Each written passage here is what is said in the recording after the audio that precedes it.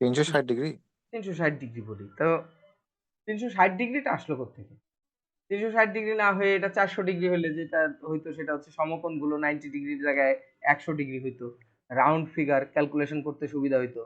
তাহলে মানুষ কিভাবে এটা সিদ্ধান্তে পৌঁছাইলো যে 90 ডিগ্রিতে এক সমকোণ হবে বা বৃত্তের কেন্দ্রে 360 ডিগ্রি হবে? কথা কি বোঝা যায়? আবার জি একক কেন রেডিয়ান আর ডিগ্রি হইলো? কি কি কি কি একক আছে বলেন? রেডিয়ান আছে, আরেকটা আছে কি ডিগ্রি। ডিগ্রি, আরেকটা আছে জানেন এটা গ্রেডিয়ান। রেডিয়েন্ট এইটা খুব গ্রেডিয়েন্ট একটা এটা স্যার স্লোপ বা ওই জাতীয়। না, গ্রেডিয়ান নামে একটা ও একক আছে। আপনার ক্যালকুলেটরে দেখবেন যখন ডিগ্রি চেঞ্জ করা মানে কোণের অপশন থাকে তিনটা, রেডিয়ান, ডিগ্রি, গ্রেডিয়ান।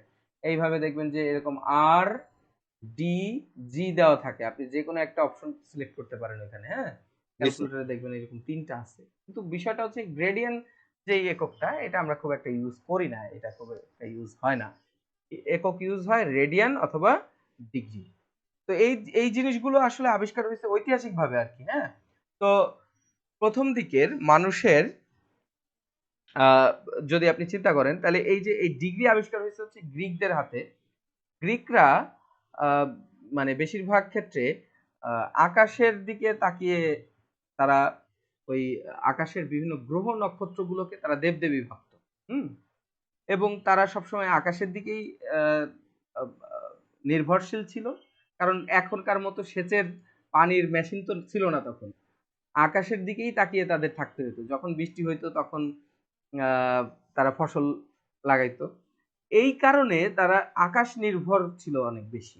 দেখবেন যে গ্রিকরাই বেশিরভাগ ক্ষেত্রে অ্যাস্ট্রোনমিতে বা অ্যাস্ট্রোলজি যেটা বলে দুইটাতেই গ্রিকদের অবদান অনেক বেশি। কারণ তারা আকাশ নিয়ে প্রচুর গবেষণা টবেষণা করে। কথা কি বুঝছেন? তো এখন গ্রিকরা ওই যুগে খেয়াল করেন, অনেক আগের ঘটনা কিন্তু এটা এটা খ্রিস্টপূর্বের ঘটনা। তো খ্রিস্টপূর্বের দিকের মানুষ আহ, মোটামুটি এইভাবে হিসাব করছে যে চাঁদ চাঁদ পৃথিবী, তারা তারা কিন্তু চিন্তা করতো সবকিছু পৃথিবীকে কেন্দ্র করে ঘুরতেছে। এটা জানেন তো? হ্যালো। জি জি তো জানতাম না স্যার। আহ, ওই সময়কার মানুষেরা যেমন প্লেটো পর্যন্ত বিশ্বাস করতো যে, প্লেটোর নাম তো জানেন, গ্রিক দার্শনিক।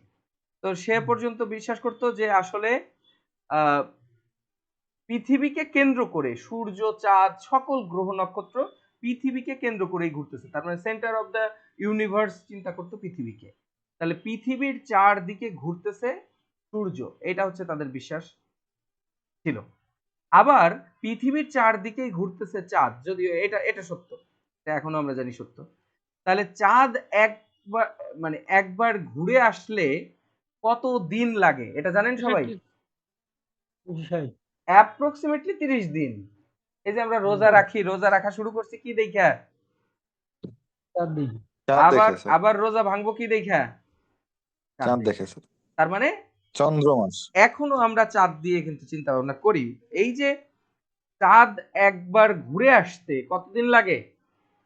30 দিন। 30 দিন। তারা চিন্তা করলো আচ্ছা 30 দিনে একবার ঘুরে আসে, এইটার নাম তারা দিল মান্থ। কেন আসলো মান্থ? এটা আসছে মুন থেকে। কথা কি বুঝছেন? জি স্যার। জি মুন, মুন মানে চাঁদ, চাঁদ একবার ঘুরে আসতে সময় নেয় 30 দিন, তাহলে এক এটার নাম হচ্ছে মান্থ। কিভাবে আসতে বোঝা যায়?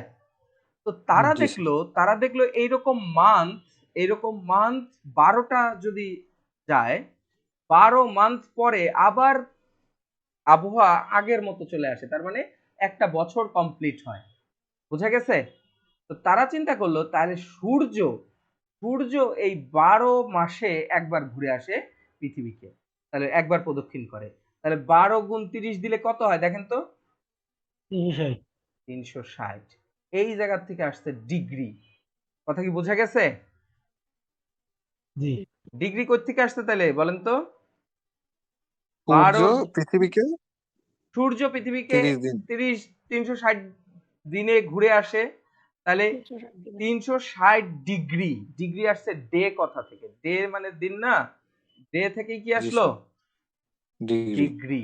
ডিগ্রি স্যার মানে 12 গুণন 3 12 গুণন 12 গুণন 3 30 সরি 30 12 গুণন আচ্ছা 30 12 গুণন 30 30 হ্যাঁ, তাহলে আমরা এখন জানি 365 দিনে 1 বছর, কিন্তু গ্রিকরা কি ধরছিল 360 দিনে 360 দিন 1 বছর।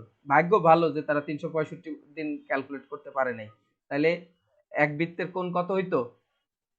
365 ডিগ্রি তাহলে আরো ঝামেলায় না পড়তেন।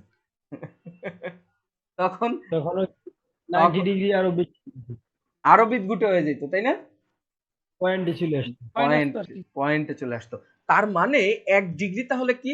1 ডিগ্রি হচ্ছে, এবার দেখেন 1 ডিগ্রি একটা দিন 1 ডিগ্রি হচ্ছে 1 দিনে, দেখেন এটাকে আমি একটু সহজ করে দেই এবার। এটা মনে করেন তারা চিন্তা করছে এটা হচ্ছে পৃথিবী, হ্যাঁ, আর্থ, আর এটা হচ্ছে সান। এখন পৃথিবীকে সূর্য যখন প্রদক্ষিণ করে তখন এই পুরোটা ঘুরে আসতে লাগে 360 দিন, তারা চিন্তা করছে। তাহলে একদিনে যতটুকু সরে সেইটা কি 1 1 ডিগ্রি তাহলে ডিগ্রি কোত্থেকে আসছে বুঝাইতে পারবেন এখন অন্য আরেকজনকে? জি স্যার গুড। এরপরে আসে রেডিয়ান। এখন দেখছে কি যে সবচেয়ে ভালো শেপের ত্রিভুজ কোনটা বলেন তো? সমবাহু ত্রিভুজ। সমবাহু ত্রিভুজের 3টা বাহু সমান, আবার 3টা কোণও কি সমান 3টা কোণও সমান। তাহলে এই যে 3টা কোণ যে সমান, তখন ওরা এই এক সমবাহু ত্রিভুজের প্রত্যেকটা কোণকে তারা নাম দিছে 1 রেডিয়ান। কি দিছে? 1 রেডিয়ান 1 রেডিয়ান। বুঝা গেছে? এখন আপনি যদি একটা বৃত্ত নেন, দেখেন খেয়াল করেন সবাই একটু। একটা বৃত্ত যদি আমরা নেই, সেই বৃত্তের ভেতরে এরকম কয়টা সমবাহু ত্রিভুজ বসানো যাবে বলেন তো? একটা 6টা। কয়টা? এটা 6। 1 2 3 4 5 হয়েছে, 6টা হবে। 6টা সমবাহু ত্রিভুজ বসাইলে একটা বৃত্ত তৈরি হয়। বুঝা গেছে? আমার এগুলো পুরা সমবাহু হয় নাই, যেমন এই যে এটা বড় হয়ে গেছে, এটা বড় হয়ে গেছে। সমবাহু ত্রিভুজ যদি 6টা বসান তাহলে কি তৈরি হয়? একটা বৃত্ত বৃত্ত তৈরি হয়। তাহলে আমরা কি বুঝতেছি বলেন তো? 6 রেডিয়ানে, কত রেডিয়ানে?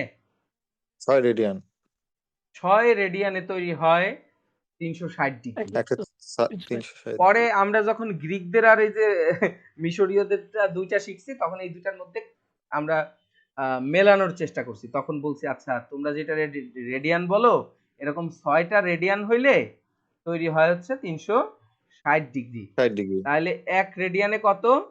1 রেডিয়ানে অ্যাপ্রক্সিমেটলি 90 60 ডিগ্রি। এইটা অ্যাপ্রক্সিমেটলি বলার কারণ হচ্ছে দেখেন এই জায়গায় আমরা এই যে 6টার ত্রিভুজ আঁকার জন্য রেখা আঁকছি কয়টা বলেন তো? 5টা না, 7টা রেখা ও টানতে হবে। ওই 7টা সরি ওই স্যার 7টা রেখায় আবার কিছু ডিগ্রি কভার করে ফেলছে না?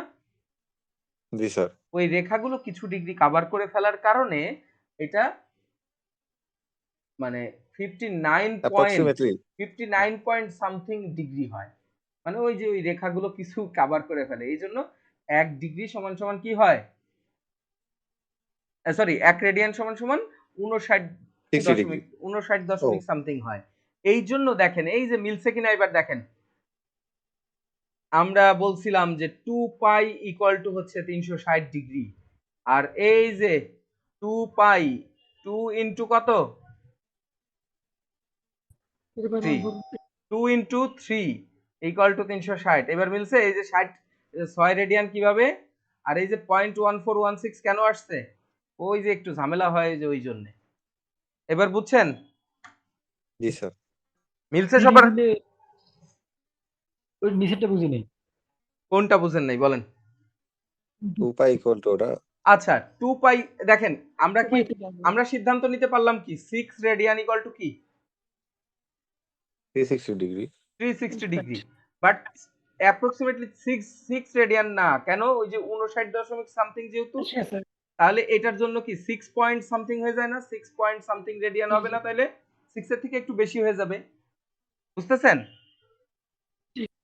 আচ্ছা 6 কে আমরা লিখতে পারি কি 6 কে আমরা চাইলে 6 না লিখে লিখতে পারি না 3 ইনটু 2 লিখতে পারি জি তাহলে 2 ইনটু 3 এই যে 2 ইনটু 3 দিয়ে আমরা রেডিয়ান লিখতে পারি হচ্ছে 360 আর এই যে 3 টাই তাহলে কিসের মান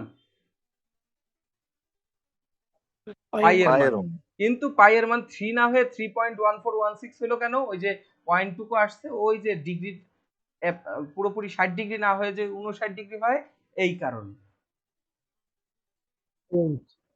সবাই কি ক্লিয়ার এটা তো এই হচ্ছে ঘটনা আচ্ছা তাহলে আজকে এই পর্যন্তই নেক্সট কোনো একটা ক্লাসে আমরা কিভাবে বৃত্তের পরিধি 2 পাই আর আসলো আবার বৃত্তের ক্ষেত্রফল পাই আর স্কয়ার আসলো এগুলো নিয়ে আমরা আলোচনা করব নেক্সট কোনো একটা ক্লাসে তো আজকে এই পর্যন্তই ভালো থাকবেন সবাই জি স্যার ওয়ালাইকুম আসসালাম